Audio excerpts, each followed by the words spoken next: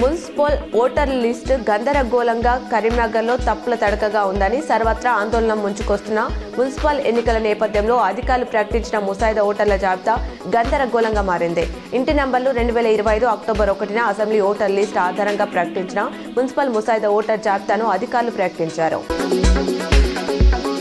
కొండగట్టు గిరి ప్రదక్షిణ మార్గాభివృద్ధికి కలెక్టర్ పరిశీలన. జగిత్యాల జిల్లా చొప్పదండి నియోజకవర్గం మల్యాల మండలంలోని పుణ్యక్షేత్రం కొండగట్టులో ప్రతి పౌర్ణమి సందర్భంగా నిర్వహించే గిరి ప్రదక్షిణకు వేలాది మంది భక్తులు తరలి వస్తుండటంతో వారి సౌకర్యాన్ని దృష్టిలో ఉంచుకొని గిరి ప్రదక్షిణ దారిలో మౌలిక వసతులు ఏర్పాట్లపై జిల్లా కలెక్టర్ సత్యప్రసాద్ సోమవారం క్షేత్రస్థాయి పరిశీలన చేపట్టారు.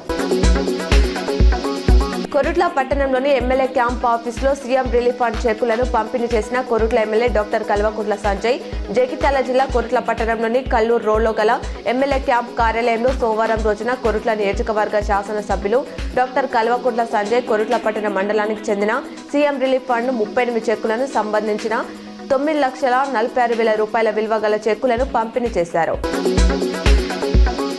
జగిత్యాలలో ఘనంగా మాజీ మంత్రి జీవన్ రెడ్డి 75వ జన్మదిన వేడుకలు. మున్సిపల్ ఎన్నికలతో మన అజ్ఞాతవాసం వీడుతుందని జీవన్ రెడ్డి వెల్లడించారు. కాంగ్రెస్ సీనియర్ నేత మాజీ మంత్రి జీవన్ రెడ్డి మరోసారి సంచలన వ్యాఖ్యలు చేశారు. మున్సిపల్ ఎన్నికలతో మన అజ్ఞాతవాసం వీడుతుందని స్పష్టం చేశారు. జగిత్యాలలో జీవన్ రెడ్డి 75వ జన్మదినోత్సవాన్ని పార్టీ శ్రేణులు అభిమానులు ఘనంగా నిర్వహించారు. జిల్లా నలుమూల నుండి వేలాదిగా తరలి వచ్చి శుభాకాంక్షలు తెలిపారు.